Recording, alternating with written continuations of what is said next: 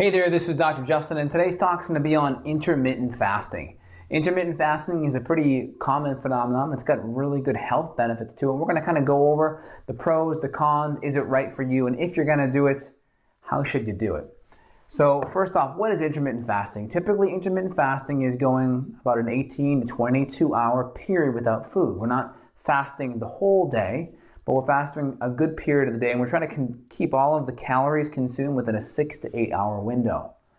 So typically how that would look, if this is the 24-hour day right here, and we have noontime and 6 and 9 and 3, so basically nighttime from, let's say, 6 to 7, from this period here, we're going to go an entire day and night. So now it's 6 a.m. and now we would go again one more time, and then we would typically eat around 2 or 3. So as you can see, we're going from about 6 to 7 o'clock p.m. at night. We're going around that night, waking up that morning, and then we're not eating again until about 2 or 3 o'clock. So if you can see that window there, we're about 18 to 20 hour window without food. So this is a really good way to do an IF, intermittent fast. This is how I do it. There's also natural intermittent fasting where you may do it, let's say you have a flight that morning and you don't want to eat the crappy airport food. That may be a good time to do it as well, kind of very sporadic. Now, how many times a week should you do this? I typically do it 1 day a week. 1 day a week. And if you're new to it, keep that day on a weekend day that's going to be stress-free so you can relax. You don't have to worry about it as much. When you're intermittent fasting, you're putting stress upon your body. Fasting is stress because, yes, there are some benefits that are happening, right? Some of these benefits are known as cellular autophagy.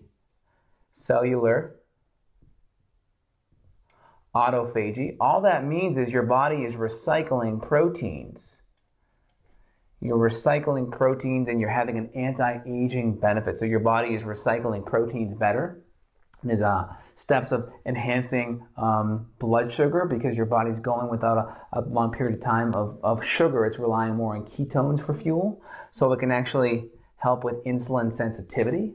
A lot of the effects when we intermittent fast also come from lowering glycation because the proteins in our body become sugar-coated. And when those proteins become sugar-coated, they become glycated and they become magnets for free radicals. So here's the protein in our body.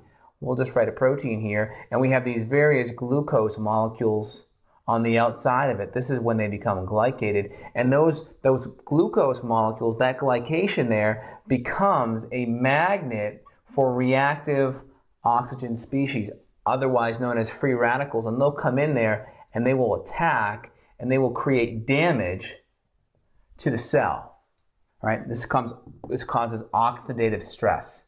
So we want to avoid oxidative stress. So intermittent fasting can be a great strategy. Now, I do it this way. I do it 1 day a week. The biggest problem is a lot of people, in my opinion, shouldn't be doing intermittent fasting because their adrenals are fried and they already have poor thyroid function. So if you're in adrenal fatigue where your cortisol output for an entire day is beneath 23 units of cortisol, and if your free T3 is beneath, I would say 3, you should definitely think twice about intermittent fasting. One of the things is in the scientific literature, if we start going to low calorie or we go long periods of time without calorie, that can put stress on our blood sugar system and send our body stress signals, and that may cause our thyroid to downregulate, and it may put stress on our adrenals, especially if we're doing it more frequently. So once you get your adrenals and your thyroid worked on and you're feeling more confident and your blood sugar is more stable and you're eating an anti-inflammatory, nutrient-dense, low-toxin diet, then a good time to add it back in would be a Saturday or Sunday where it's more relaxing or lower stress in your family, ideally. So that would be a good time to do it. So if you're already stressed, work on your adrenals, your diet, and your thyroid first. Once you get that back in, try it 1 day on the weekend. So if you already are stressed, again, it can affect T4 to T3 conversion, T4 to T3, and it could potentially put more stress on your cortisol systems, so it'd be more more adrenal fatigue. So you definitely want to be careful of that. And again, if you have blood sugar issues where you're known to be hypoglycemic, that can definitely put more stress on those hypoglycemic blood sugars handling systems. But lots of benefits when it comes to cellular autophagy, and when it comes to stem cells, and when it comes to glycation and lowering reactive oxygen species. That can be very helpful. So feel free and try what I try here. 6 to 7 p.m. Don't eat again until 2 to 3 in the afternoon. There's also another way that you can add an element to it. Adding Bulletproof coffee or coffee, butter, and MCT can be very helpful at helping this morning to noontime happen, because you're giving your body a whole bunch of precursors to ketones. So let's talk about that Bulletproof coffee recipe. Well, this was created by Dave Asprey. I've used variations for years, but he really added the MCT element as well as really clean coffee beans. So let's talk about that. You're going to just start off with 1 tablespoon of butter.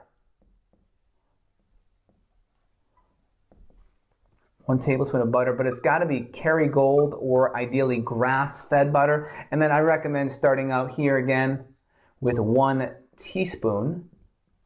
Remember, 1 teaspoon is 1/3 of a tablespoon of MCT oil to start. There are better and lower versions of MCT, but just get started with this. Start with 1 teaspoon to 1/2 teaspoon. The problem with MCT is it can cause loose stools, so you're better off starting lower and titrating up. But this recipe can be very helpful because it provides extra ketones, and ketones have lots of anti-aging effects, as well as they kill your appetite. They have a nice appetite suppressing effect, and they can really help with brain function as well as metabolic function, because MCT is a real big metabolic booster.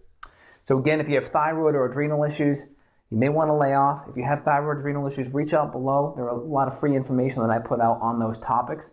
And again, this is Dr. Justin signing off. Subscribe so you can get access to more of my free information. Thanks. Have a great day.